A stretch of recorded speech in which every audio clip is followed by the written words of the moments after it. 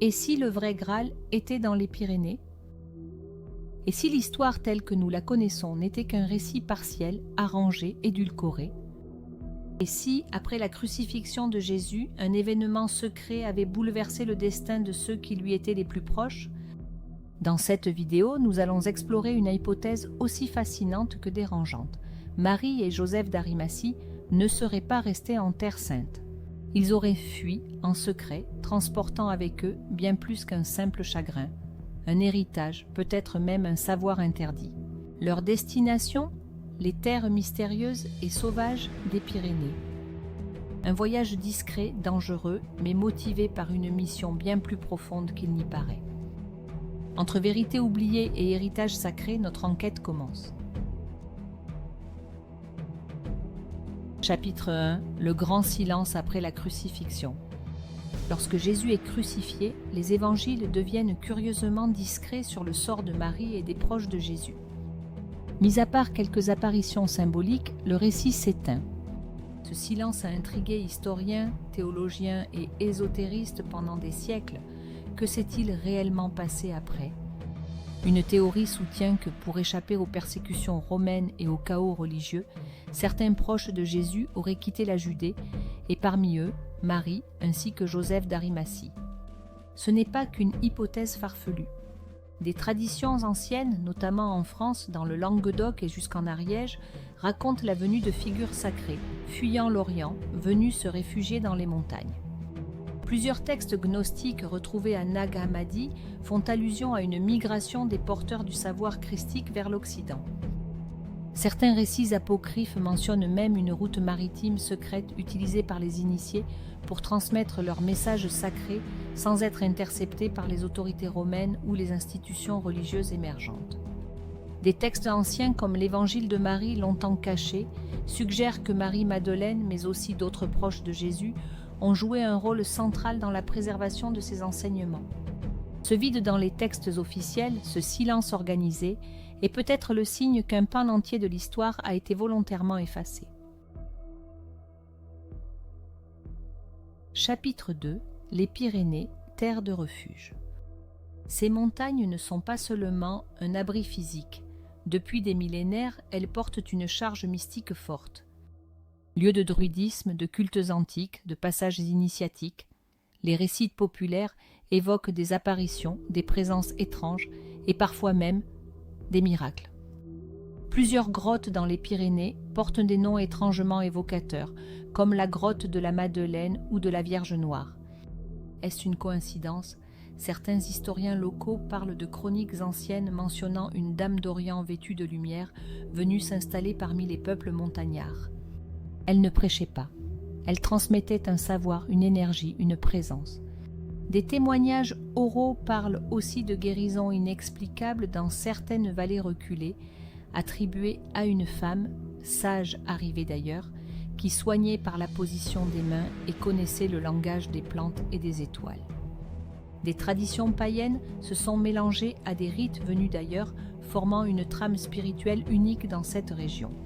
Dans l'ésotérisme occidental, les Pyrénées sont souvent vues comme un lieu vibratoire, un point d'ancrage énergétique entre les plans spirituels et le monde matériel.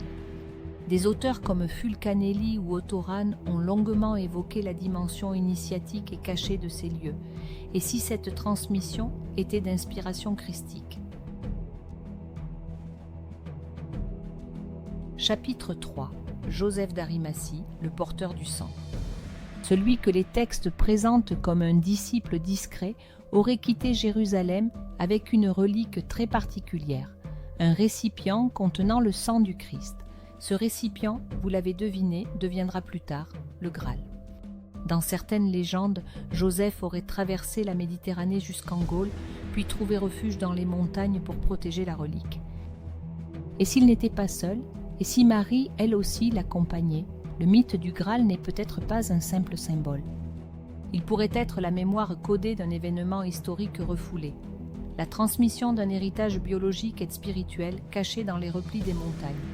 Une autre version du mythe, plus ésotérique, affirme que le Graal ne serait pas un objet, mais une lignée, une descendance directe de Jésus, protégée à travers les siècles. Dans cette optique, Marie ne serait pas seulement la compagne du Christ, mais la gardienne d'un sang sacré qu'il fallait préserver.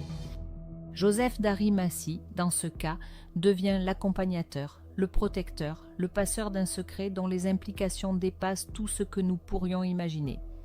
Dans les textes arthuriens, la quête du Graal devient une quête d'élévation spirituelle, mais aussi d'héritage oublié.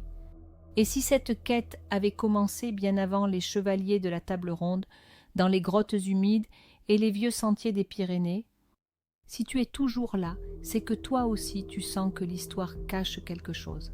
Alors prends juste une seconde pour t'abonner et liker cette vidéo. Ça ne te coûte rien, mais ça nous aide à continuer à creuser les mystères que d'autres préfèrent oublier. Chapitre 4. Les traces dans les traditions locales. Dans plusieurs villages pyrénéens, des fêtes anciennes mettent en scène des personnages vêtus de blanc, portant des croix, chantant en une langue oubliée. Des chants qui, selon certains linguistes, contiennent des mots d'origine araméenne. Des traditions orales parlent d'une sainte venue de l'Est, accompagnée d'un homme barbu et silencieux qui guérissait les malades et parlait aux étoiles. Certains manuscrits anciens, conservés dans des abbayes reculées, évoquent des hôtes mystérieux venus des terres de Judée. Leur passage a laissé une empreinte discrète mais persistante dans les rites, les symboles et même les noms des lieux. Des indices disséminés comme un jeu de pistes millénaire pour ceux qui savent observer. On retrouve dans certains vitraux de chapelles oubliées des scènes étrangement semblables aux représentations orientales du Proche-Orient. Des visages, des vêtements, des gestes rituels qui ne correspondent à aucune iconographie locale.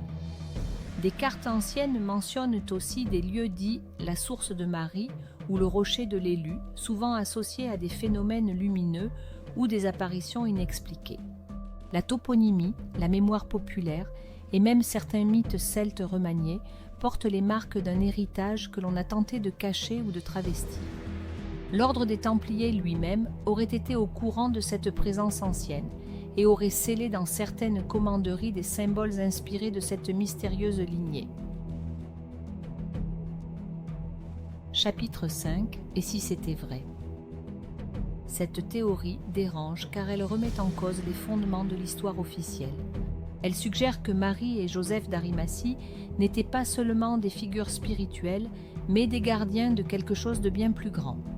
Peut-être un message, peut-être un sang, peut-être un fragment de vérité. Leur fuite dans les Pyrénées n'est pas un exil, c'est une mission, une volonté de préserver quelque chose de précieux qu'ils se devaient de protéger. Et si ce mystère vivait encore dans la mémoire des pierres, des champs, des arbres, et si certains descendants portaient encore en eux les traces de cette lignée sacrée, oubliée, effacée, l'histoire que nous connaissons n'est peut-être qu'une version incomplète. Nous nous devons d'essayer de la retrouver. La France du Sud, et particulièrement les régions montagneuses des Pyrénées, a toujours attiré les marginaux, les visionnaires, les hérétiques. Cathas et mystiques et autres alchimistes sont nombreux à avoir senti que quelque chose vibrait là-bas, une résonance, un appel. Peut-être entendait-il l'écho de cette histoire enfouie. Peut-être suivait-il une trace invisible laissée par Marie et Joseph. Le doute est permis, mais la curiosité, elle, est essentielle. Chapitre 6. Les archives interdites. Il existe des lieux dont l'accès est réservé à une élite. Des bibliothèques secrètes, des cryptes, des caves ecclésiastiques remplies de manuscrits non traduits.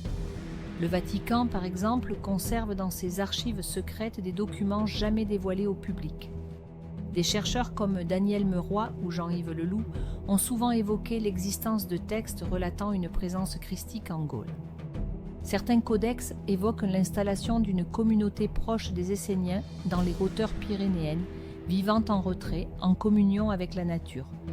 Des correspondances privées de moines bénédictins du Moyen-Âge laissent entendre qu'un dépôt sacré aurait été caché dans la montagne et protégé génération après génération. Des fouilles discrètes menées au XXe siècle dans certaines zones proches du mont Canigou et du pic du Midi laissent dans le doute les historiens. Des objets d'origine orientale y auraient été retrouvés, sans explication officielle. Pourquoi ces artefacts ont-ils été immédiatement confisqués? Pourquoi ces pistes ont-elles été interrompues? peut-être parce que certaines vérités sont jugées trop explosives pour être partagées. Viens avec nous pour cette exploration, ce n'est que le début. Reste attentif, car notre prochaine vidéo va lever le voile sur un autre mystère. Et crois-moi, celui-là pourrait bien bousculer ce que tu crois savoir. N'hésite pas à partager ce récit avec un ami, un proche ou un passionné d'histoire. Ensemble, faisons revivre les mystères. À bientôt.